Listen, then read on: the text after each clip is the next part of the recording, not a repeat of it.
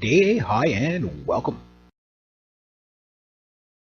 Add 100, take 11, okay, subtract 2. You have Q and A 109. Alright, so anyway, for those of you joining me for the first time, you're basically getting a full-hearted response on questions and comments that I normally don't have more than a chance to give a thumbs up and a yes to. And next to that, I never censor my comments, whether they're for me or against me. And I always encourage people to join in on that conversation because it's so fantastical. That's a new word, fantastical. That's the word of the day today. Today's word is fantastical. And today's date is the 20th of September 2015. And the first one, let's just jump into it. It goes. I really enjoy listening to your views on this subject. You should do an update talking about the current refugee problem in Europe. Fantastical. I think I've covered the refugee thing quite a bit in the Q&As, but I also did a refugee thing on its own as well, so I've already done that. I don't know much more you can really say to it. It's a manufactured crisis that's kind of, right now we have really, I don't know what you would say if we were actually in a more dangerous time, but actually a turning of stability this might be a good thing, but it could also lead us to a lot of craziness too. The Russians are trying to restore order in the world. And I'm not trying to paint the, Putin's guys as the good guys or Putin himself. They're taking advantage of a situation that could make them look good. Again, the thing I keep saying about the Russians is that it's pretty bad when all they have to do to win the propaganda war is either A, tell the truth and just expose the other guy, or just intervene when it's the right time to, and just do the right thing. And when they do the right thing, it makes everything look good. Case point. When John Kerry was out there last year, the year before, when the United States was just getting ready to do a nice big dose of regime change in Syria. They got the warships. They were starting to fire cruise missiles into Syria. They were doing this. They were attacking Assad's infrastructure. And it's like, we have to attack them because the women and children, and Assad has chemical weapons. And if it's not like he's going to give up his chemical weapons, so we're going to have to attack. Pretty much what John Kerry's saying. Putin calls Assad, says, yeah, give up your chemical weapons, then they have no excuse to attack you. And he foiled their plans. How dare he, right? So that's one. Well, right now, the world is looking at this refugee crisis, which there might be something more to it than what you think. And I don't have enough on it to really tell you why they're saying this. I was listening to the SGT Bull report, and there was a guy in there who said, look, the migrant crisis just showed up suddenly, and it kind of did. Now, mind you, these migrants have been floating in the Mediterranean for a long time, but the news aspect of it is just kind of blown up on the mainstream. This wasn't huge news on day one. It's now, 5, 6, 7, 8 months later, and even maybe a year later, now they're starting to cover it. So like anything, the mainstream media doesn't do anything unless it's told to do something. So they're covering this right now as a distraction for something. What's that distraction? Well, the collapse of the Eurozone. It could be the distraction. All people is worrying about people flooding their countries. Apparently, the Eurozone has collapsed. I don't know how much truth there is to this, but it's not unbelievable because we know the Eurozone is, like every other financial system on the planet, is in complete turmoil. And we've seen how many stock market crashes in the past month, right? So, and then of course the Federal Reserve. Again, if I were a betting man, I could have made so much money. I can't wait till, and some good news for my viewers, I'm going to be getting the internet within the week from making this video.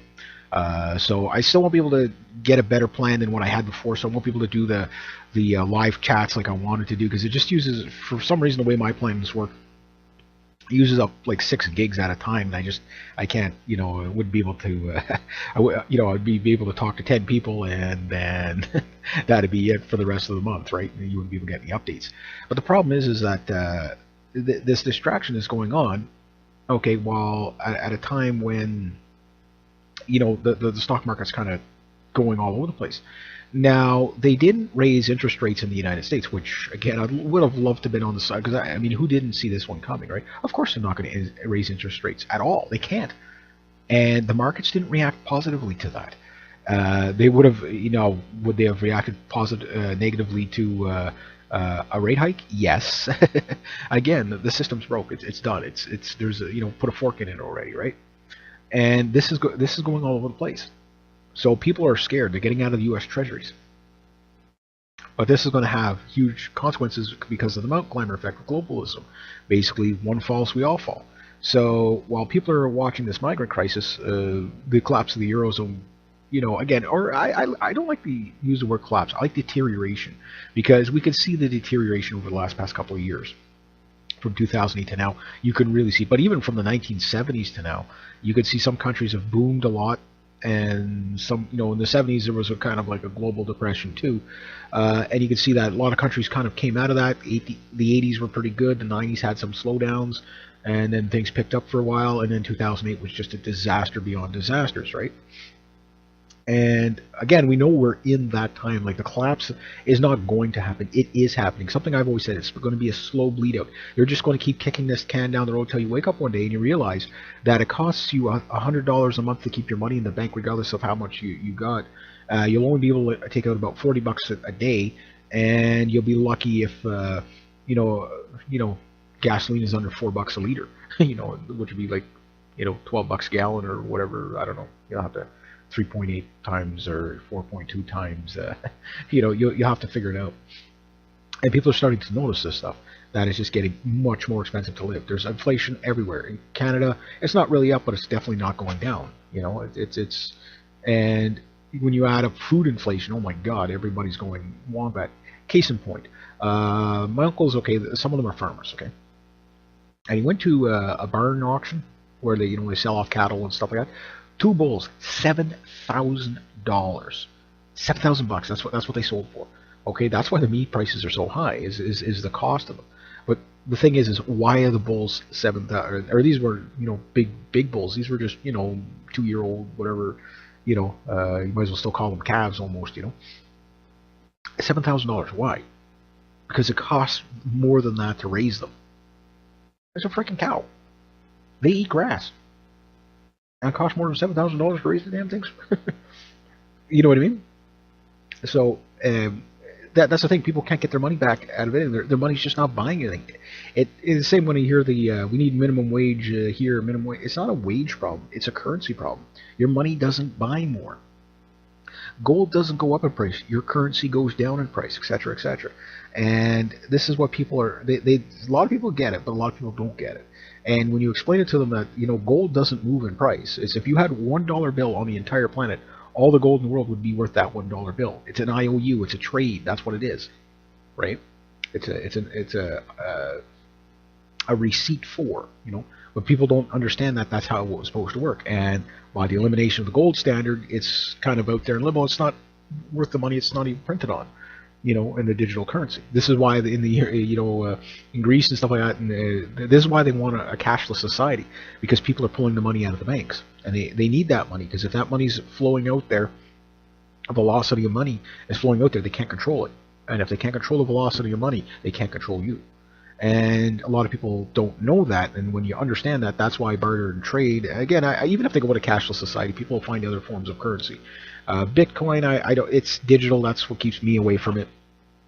Because I'm not going to bitch about digital currency from the banks that print, that's backed by nothing, and then say, well, why would I go to Bitcoin? Because what's it backed by, right? Well, there's only so many of these are mined special coins, but there's no coin.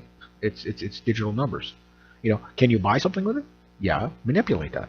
Meaning, same with the cash in your pocket. It doesn't matter what it is. If somebody has marbles that can buy you a cow, you go and buy a cow with marbles. Why? Because you can manipulate that to turn it into a resource. So in other words, take your investments, turn them into resources. That's my take on it. Again, I'm not a big time investor anyway, so I don't give financial advice, but it's just the way I do things. Rather than have the currency, I'd rather turn that currency into something, or something that can create currency. That type of thing. But that's just my take on it anyway. Good comment there. Next one goes. I love your videos on WW3. China, Russia, Iran, Hezbollah, Hamas, Brasilia, Venezuela, and the Muslim in the West. WW3 is coming fast. Good night from Montreal, Quebec, Canada. Well, thank you, neighbor to neighbor to the east of me. Montreal's about 200 miles. Well, 2 hours. Well, I guess maybe about 2.5 hours from here. But yeah, lovely city. My only question for Montreal: the one-ways, man. What are you going to do about the one-ways? Only in Montreal can you have an exit on the left, okay, and a one-way that runs into another one-way coming the other way. That's the only that's crazy place. That's why the best race car drivers, they all come from Montreal. They're just used to the Montreal traffic. And I swear to God, it's like oh yeah, it's like if you ever go to Montreal, it's a neat city though. It's because it's an island and all that. There, I definitely want to go someday to Montreal to go see the Dark Sword Armory store and stuff. I just love it. I just love their stuff. I haven't bought a sword in a long time. They're gonna have to get another one soon. I still got to finish rebuilding or building the ones I have there. But no, Montreal's a pretty cool thing. Pretty cool place. Very, very, very attractive women in Montreal. Yeah, some of the places you go in there, it's like, oh my god, like they're beautiful, beautiful women. But anyway, and every French person in Montreal speaks with a perfect English accent, but they don't. So most of them are bilingual. I'd say Montreal is about as bilingual as you can get, right? But you'll get like a French person in Montreal, they'll be like, oh hi, how's it going? They're like, oh, very well. Do you know where this place or that place is? My English, I don't speak English that well. Sorry, I don't understand. And they'll say it pretty much just like that.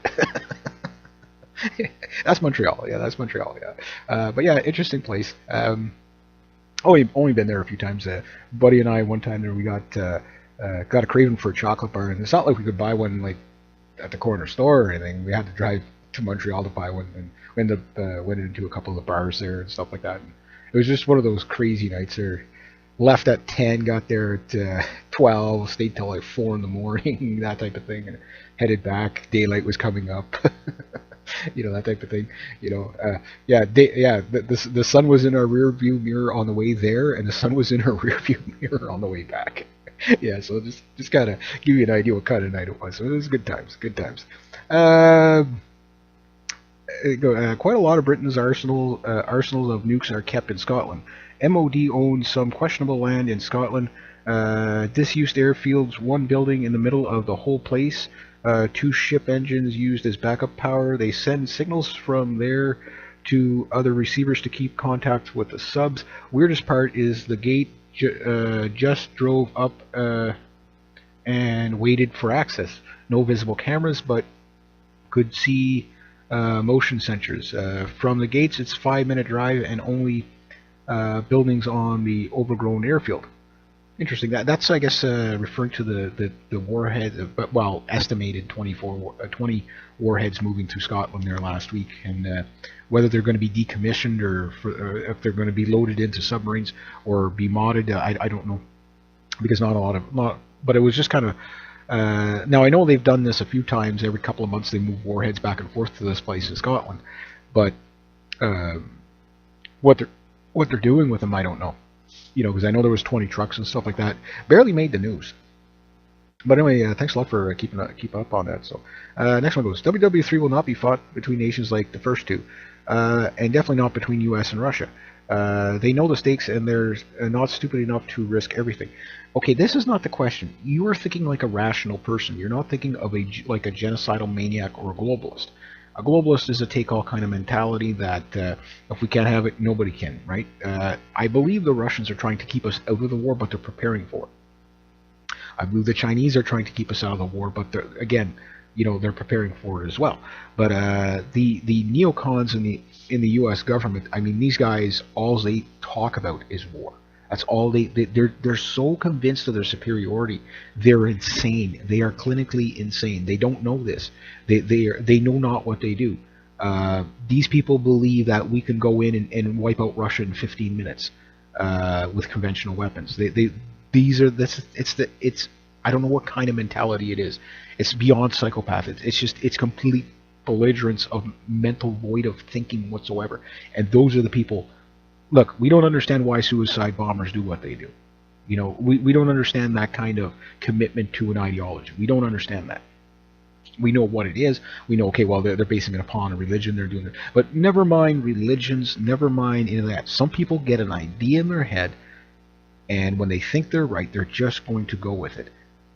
consequences be damned. And you can listen to the world again when they joke and laugh about nuking this place or that place as a side joke. Okay, you don't think of it when they keep comes up as a recurring theme. We need to drop a nuke here. We need to drop a nuke on this person over there. We need to drop 10 nukes here. And that'll wipe them all out. Yeah, but you take out half the planet when you do this. They can't see that. It's I always forget the name of that damn movie. The guy with the Peter Seller on the nuke dropping out of the B-52 with the cowboy hat going woohoo. It's that kind of mentality. It literally is. It's Doctor Strangelove, I think was the name of it. Was it Doctor Strangelove? But anyway, it's a movie from the. It sums it up. Like they don't know what they're doing. You can't stress it enough. Like these people are lunatics. They are literally lunatics, and those are the people that will get us into war because they believe that what they're doing is right. And again, look at Madame Albright there in that clip when the lady asked her, reporter asked her, said, "Hey, well, there's a lot of Iraqi children that got killed in, like the Highway of Death and stuff like that with the A-10s." I mean, can you imagine now, like years later, the pilots that flew over the Highway of Death? If you don't know about the Highway of Death, it was basically people like just bailing out of the cities, right? And on this highway, and of course the A-10s would come over at 450 miles an hour over the treetops. That's all you'd hear, and it'd just be like, JDAMs and 30 millimeter depleted uranium just ripping through torsos and heads and whatever, and just slaughtering anything that moved. Now it doesn't mean there wasn't Iraqi Republican Guard within in the columns, but a lot of innocent people got killed in there for sure. So these guys, I mean, these are the type of guys that end up offing themselves. I mean, the guilt is going to get to them. It's like, okay, well, we're doing our duty. It was cool at first, but then when you realize how many babies you killed there, okay, you take out a tank, that's pretty brave, sure. You take out, you do a wing over and you're coming down with your A-10 into a hell of Zu-23, Shilkova fire or whatever, you take that thing out. Yeah, you got bragging rights there. Okay, great. Yeah, I took 115 hits and I still got the guy and I flew home. Or like the A-10 pilot who had an RPG through the wheel well and he still landed the airplane.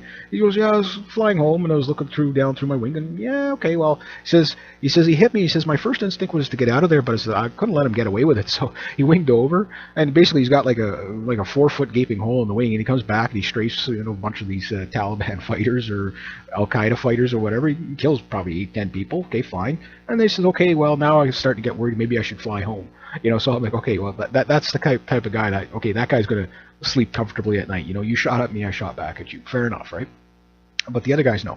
Now, Madame Albright's sitting there, this lady asks her about, all these kids and stuff like that dying from the being, strafed and stuff like that and just being blown up by airstrikes.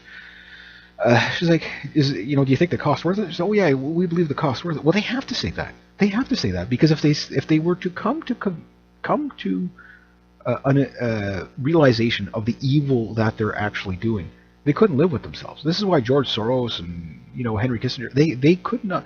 They think what they're doing is right, and the worse it gets, the more they're convinced they're right because if they were to ever consider what they've actually done to people, the evil that they've actually done, the harm, the death and destruction, they were ever to actually come to full terms with that, of course they would commit suicide.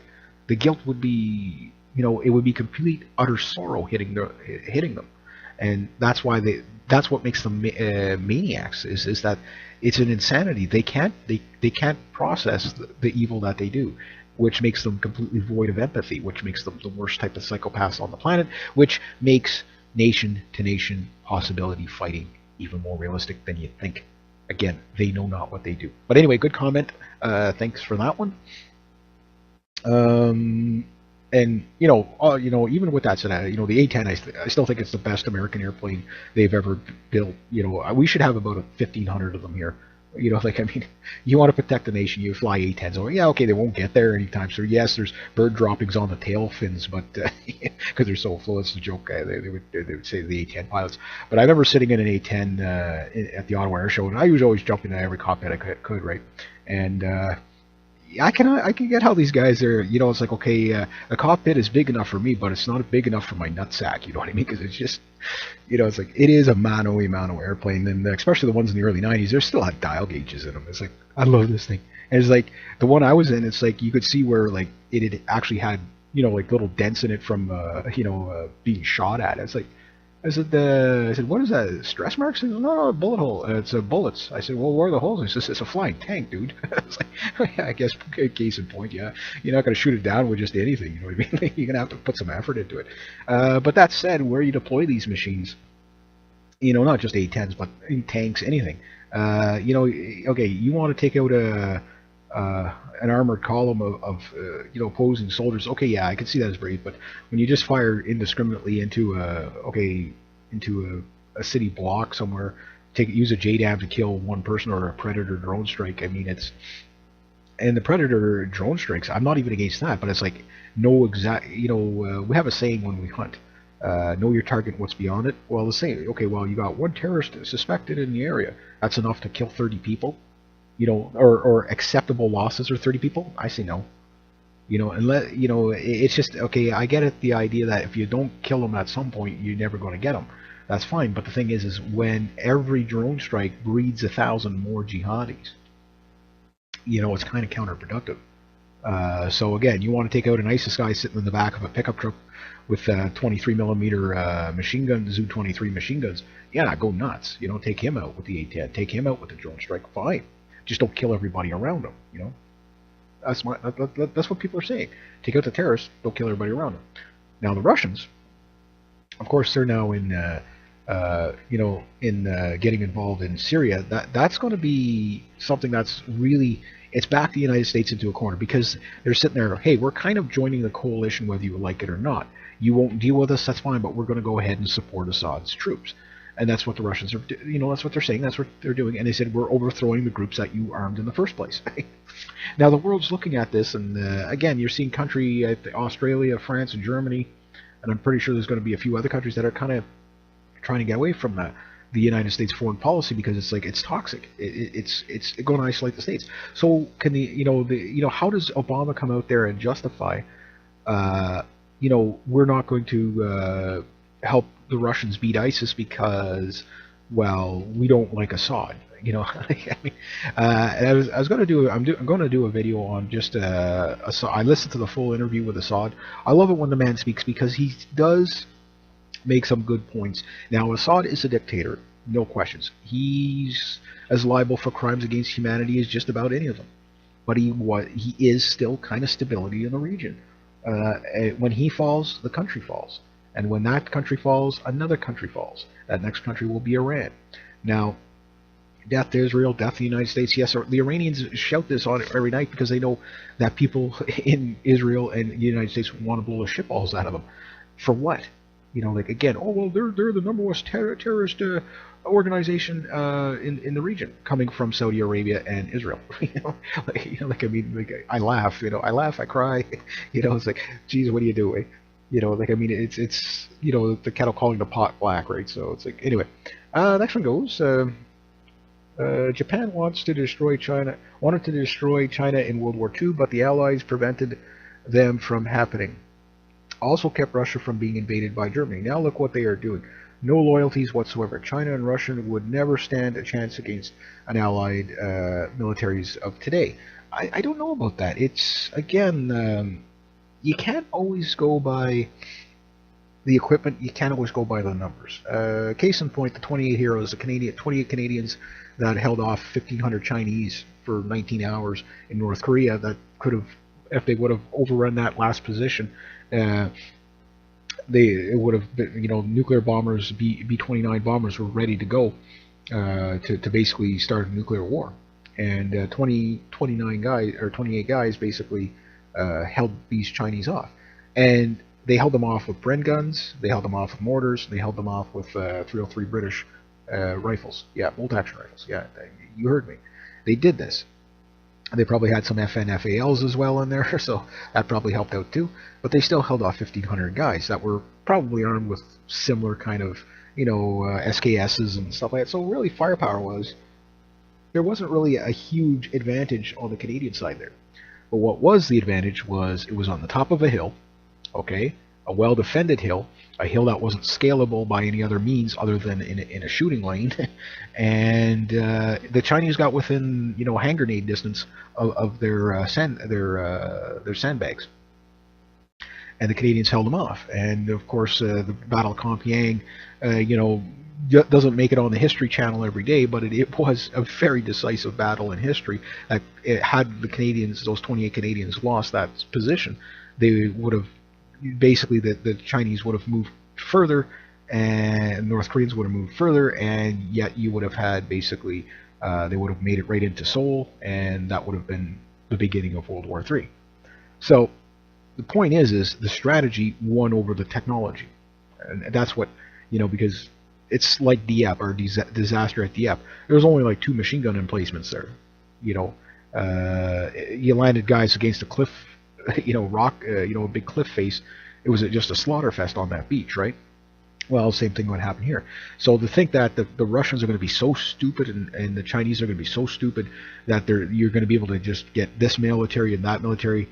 And if you think the military is like NATO and stuff, like just going to fly into the country, 20,000 airplanes at a time, it's not going to work like that. They'll be shot down left, right, and center. And plus, you have to. How are they going to fight? I mean, we don't know for sure, but like look at the forest fires and everything that are happening this year.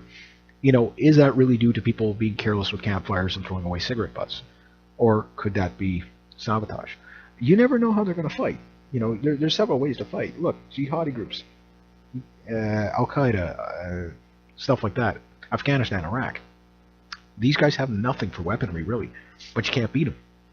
You just can't beat them. So the Chinese, the Russians, they do have weaponry, and they're not stupid. These guys, I'm not saying they would win, but I'm not saying we're going to win either. I'm thinking the losses of humanity. This is all you have to look at war as losses.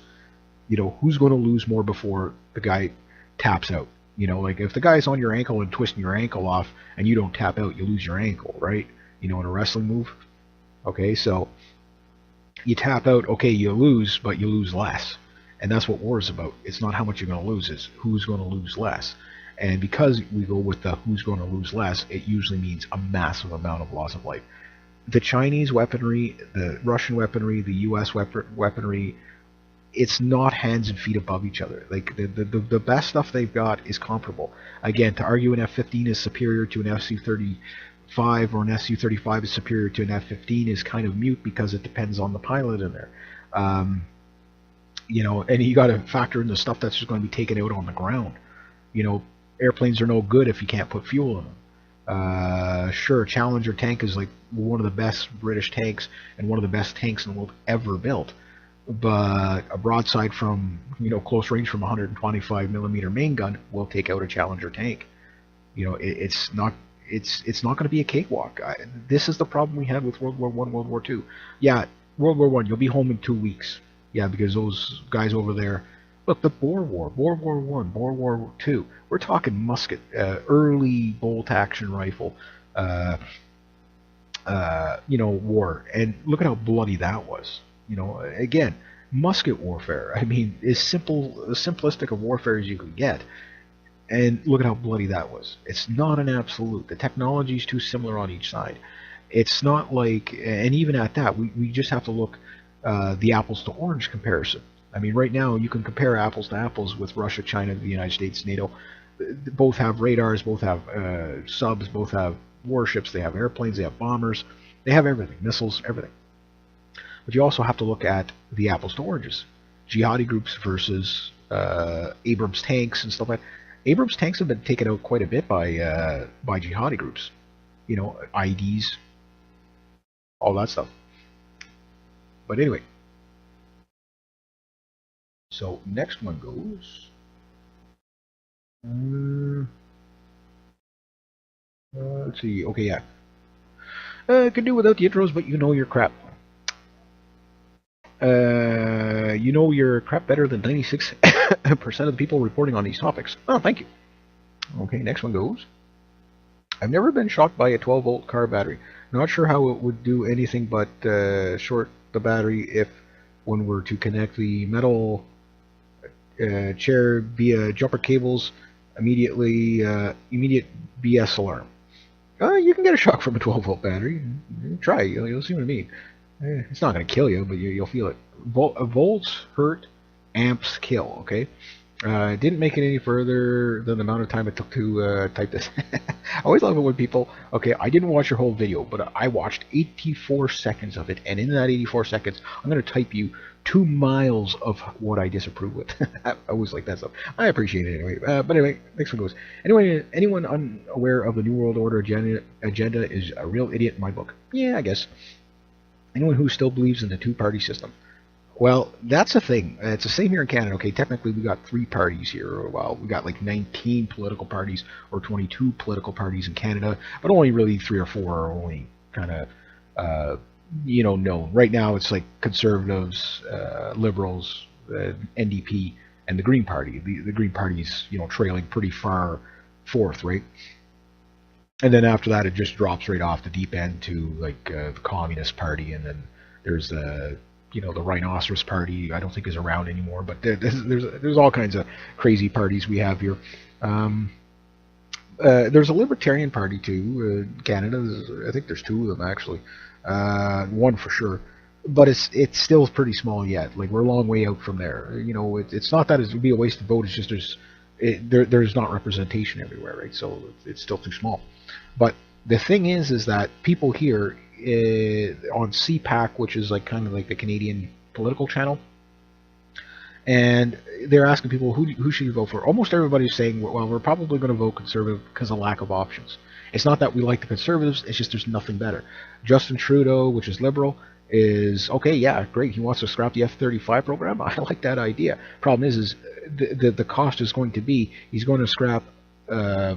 To make work welfare project of the F-35 program. That sounds great, Dan, but he's also going to try to boost the economy by going instantly from a balanced budget with a $1.5 billion or $1.3 billion surplus to $40 billion minimum, no cap on it, in the debt right in the next 4 years. So we've got a balanced budget, and he wants to go back into debt. So obviously not an option, right? And no matter how he tries to sell it, we don't live in a date and time where we can live that kind of. We have to tighten our belts now. It's just the way it is. The NDP, well, they'll balance the budget. Well, I don't know. Well, they'll say they'll balance the budget, but they're a tax and spend, and they're as left wing as possible, and they love the United Nations. They want to give the country to the United Nations. So if you think the Trans-Pacific Trade Partnership is bad, you might as well say we'll be under the United Nations rule with the NDP, because that's all they care about is the United Nations. And every one of their policies is almost a UN declaration. So they're as close to communist in this country. They're socialist communist, where the liberals are socialist fascist and the conservatives are socialist fascist on the right a bit, the liberals on the left a bit. A lot of people don't understand why I keep calling these two groups socialist fascist. Air Canada, for example, Justin Trudeau's dad, Pierre Elliott Trudeau, made air travel a human right, so to speak, because he was invested in Air Canada. In other words, Air Canada will always make money because it gets bailed out by the government. Now, most of these guys that love the CBC, same thing. It's what they're invested in. Jack Layton, hell of a guy, invested in community housing. So we'll build community housing, and the companies that he was in, invested in. Sorry, I got a bit of a stuffed nose here. Companies he's invested in, okay, guess what? These contractors build the house, they're making money off of it. So basically, it doesn't matter if they're for big corporations over here or big corporations for over there. They're never for the little guy. It sounds like they are, but they when you do the math, it doesn't work out. And when we look at it, okay, we know that nobody's a good option, and people don't vote for people in Canada. The same way pretty much anywhere. They vote against the other guy, and that's pretty much. You talk to the conservatives of not the Conservative Party, but conservative people in Canada, fiscally conservative. They don't like the Conservative government that much either. I'm one of them, But I do know I can count, that a balanced budget with a few social programs cut, versus and a $1.3 billion,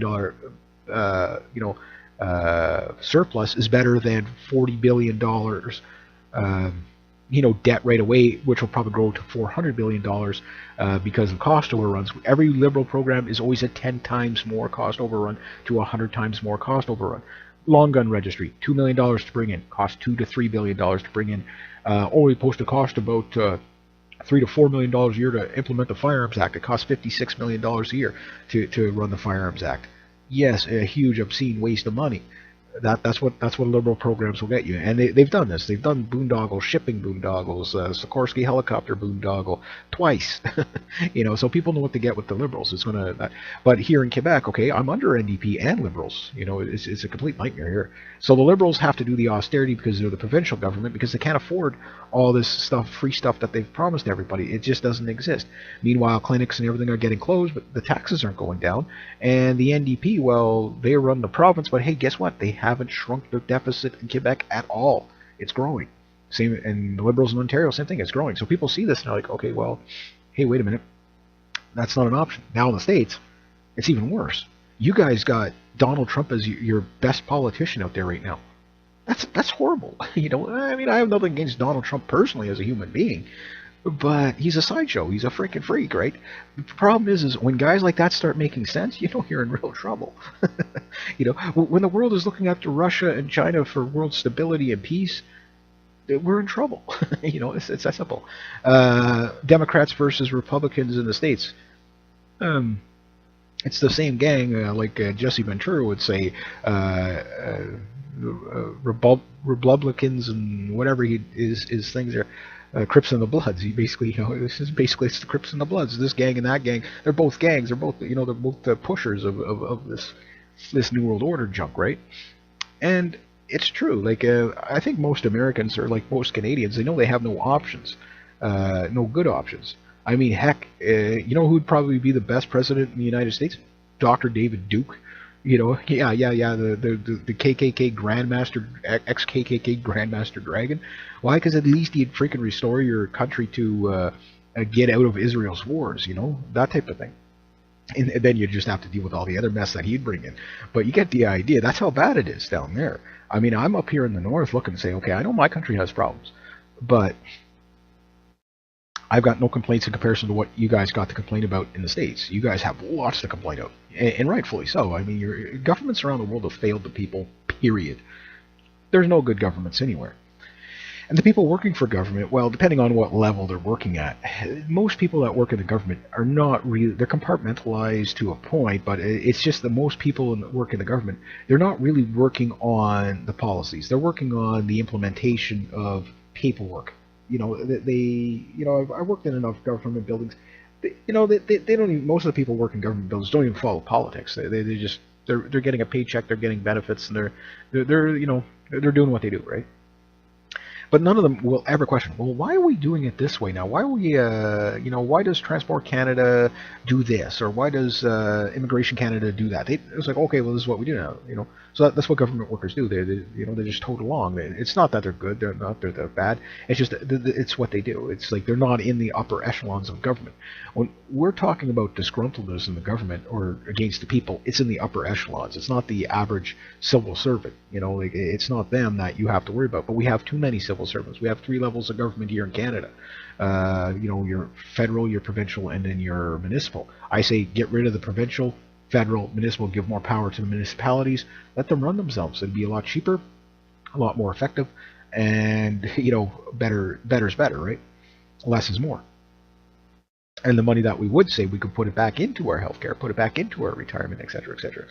So that said, even with all the candidates, even including Moncare, some stuff he does say, I would say, okay, yeah, I kind of agree with him. Let's get out of, Iraq. We don't need to be there. But he would do something more dangerously stupid, like he wants to bring in 500,000 people per year, which is, we're already bringing in, per capita, we bring in more immigrants into this country than any other country in the world per capita, which is too much. It's 250,000 a year is too much. We can't sustain that. We're not going to notice it today, but we will notice it 10 years down the road when we're facing the problems Europe is facing. There's not enough good jobs out there and stuff like that. That said, we have the best immigration system in the world. In a lot of ways, I do agree with that, because at least it's more fair than most other ones, right? So with that said, I do get the idea that most people in the States, they've got to be just like putting their hands in their head, head in their hands, what do you do, right? It's a pretty dire scene down there. And it's going to be decades before you get a real leader down the States. It's going to be decades before we see real leaders anywhere. Again, when we have to look to Russia for, hey, Russia's doing the right thing against the Islamic State. They're actually fighting the Islamic State. They're not propping them up. That type of thing. Again, Putin's not a good guy, but yet he's doing, he seems better than Obama. You know what I mean? But he's not a good guy. That's the thing. That's how. It's not that Putin is elevated in status. No, it's just the bar has been so lowered. And I mean, you look at Ronald Reagan, for example. Yeah, he was a New World Order guy too, sure, and stuff like that. But he was at least a lot more of a politician than any of these gaggle heads you got now. He wasn't a sideshow freak. You know what I mean? It's just nuts what's going on down there. Up here, our guys are pretty off the wall too, but nowhere near to the sideshow you're seeing. Again, just like, oh my god, like, I feel for you. I do. Don't worry, better days are coming. Again. What did I open the show with? With the spectacular, whatever, fantastical. Yeah, the fantastical person is coming, but it's not going to be a person. It's going to be peoples, the whole group. It's going to be a group effort that's going to fix this. Anyway, next one goes.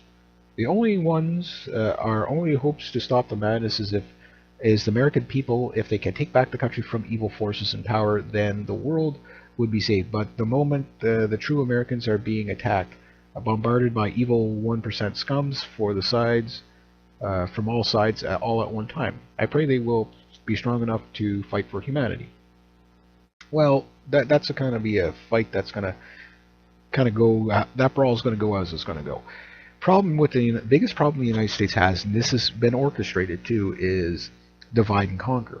Right? So every group in the States hates each other. The blacks hate the whites hate the Mexicans, and the blacks and the Mexicans hate the whites more, whatever, back and forth.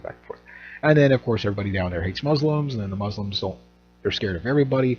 The Chinese don't want to associate with them.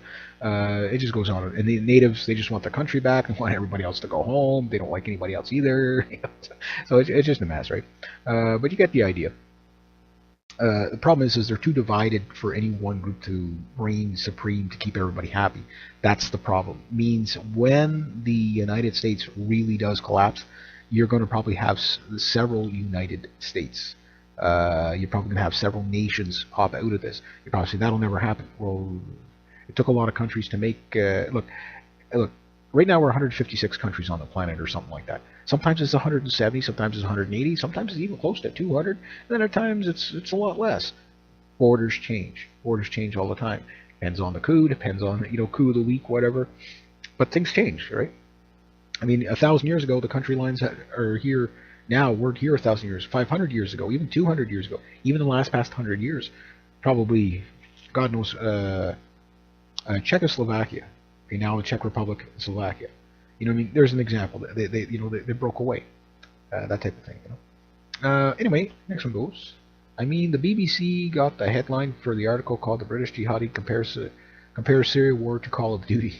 Okay. Well, I don't know. You think about it. You got GoPros on tanks. I mean, anybody that would really, Call of Duty's not doing it for them. That's the place to go, is Syria. Except for when you get killed, you can't hit the reset button. But other than that, it's probably still going to suck. But other than that, it'll be hyper realistic. We'll just say that. Okay. This whole thing is playing out like Call of Duty Warfare series. America has turned away from gold and its great whore of Babylon. Vladimir Putin hates the great whore of Babylon and is going to be use the weapon of indignation. I'm going to be bashed for years on this one, I'm sure. Indignation on the U.S., which is an EMP bomb. They can take down our whole electrical grid with one nuke. I don't know about that, but probably a few, yeah. They can probably do it with a tactical nuke.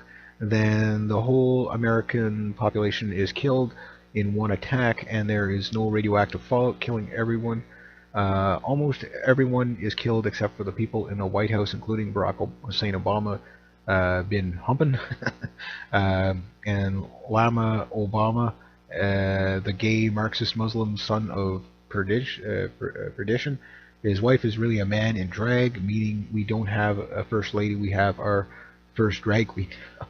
I don't know. Maybe yes, maybe no. I think Michelle Obama is actually a woman. I know she's got some kind of husky kind of features, but I don't think she's a man.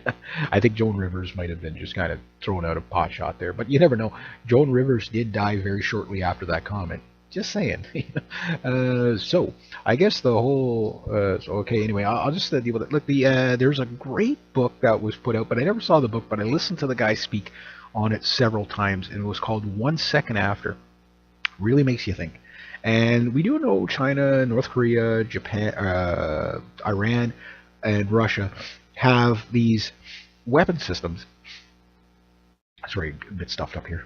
That are dubbed back in the freighters. Oh, everybody knows about the freighters, okay? But there's other things. Tractor trailers. Yeah, and these tractor trailers basically, the 53-footer trailer, okay, goes down the road. The guy kind of pulls off for gas or something like that, and goes down on like a little side road, makes it look like he's pulling off for gas. And it'll be a truck that might say Day and Ross on the side of it, like your typical, 10,000 Day and Ross trucks that go all over the place, and it's basically disguised as a domestic truck. The sides pop down, up pops the missile, up the missile goes, sends out your nuke. Now, for an EMP blast range, okay, think about it, and I want you to think about this logically. Yes, there was an outer space explosion done as a nuclear outer space test explosion that did knock out power in the United States.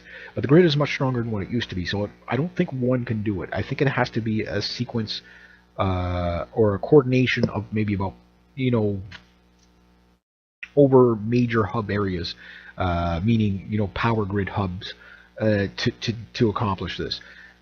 Because to do an atmospheric explosion, I mean, grounding and shielding is much better on stuff now than what it used to be, but it doesn't mean it's impossible.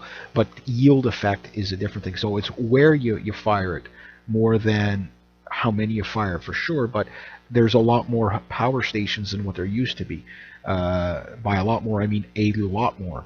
So from the 1950s or 60s, whenever that space detonation was done and knocked out the power grid, there wasn't the amount of power stations there is now. So I think to be able to get that nuke yield strong enough, it has to be low enough, but it also has to be high enough that you don't wreck all the infrastructure. So maybe, I don't know, 50, 60, 80,000 feet, you detonate this thing, so it's not in outer space. You detonate it in outer space, it might not do it, but it might knock out some satellites, right? So I think you need probably a whole bunch of trucks. So yeah, you might have your freighters that might take care of the coastal stuff, but the second those freighters start launching missiles, think about it, even the fastest Mach 10 missiles still take quite a bit of time, within reasonable intercept time, to get to the middle of the strategic point in the middle of the United States to fire an EMP. So it's too far away. The freighters, I think, would be used over, say, fired like, okay, within 8 to 10 seconds of it being fired, it's already detonated, and okay, it's already 200 miles away, and it takes out a power substation over there, a power substation over here. But with the trucks, they don't have to be long range. They could be pretty much just go up to the altitude they want, detonate, knock out the power, and away you go. And the Russians have been working on these weapon systems for probably since the 1960s. Research nuke train, the nuke trains, which, by the way, they've brought those things back into service again. These old Soviet nuke trains, eh? Looks like I'm running out of time again. It's amazing how fast this show goes for me. Yeah, so anyway, I'm going to leave it at about that. So yeah, the EMP thing, and even that, I don't think it kills as many people as you think. One nice thing about the United States is that you don't get the amount of snow we get up here. But as soon as we get snow up here, we got bush we could cut down and actually, we can make maple syrup up here in the spring, you know what I mean? So we can cut down the trees and everybody just goes back to a wood stove. As far as power, yeah, a lot of people will die, there's no doubt about it, but I don't think it kills as many people as you think. Refrigeration does become a problem, though, and stuff like that. But anyway, I'm going to leave it at that. Yeah, so if you like this kind of content, please consider making a donation to the channel. Thank you so much to everybody who has. Rate, subscribe, share, comment, like. Be true to yourself, be true to others. Always do the right thing, and have yourselves a fantastical day. Yeah, fantastical day.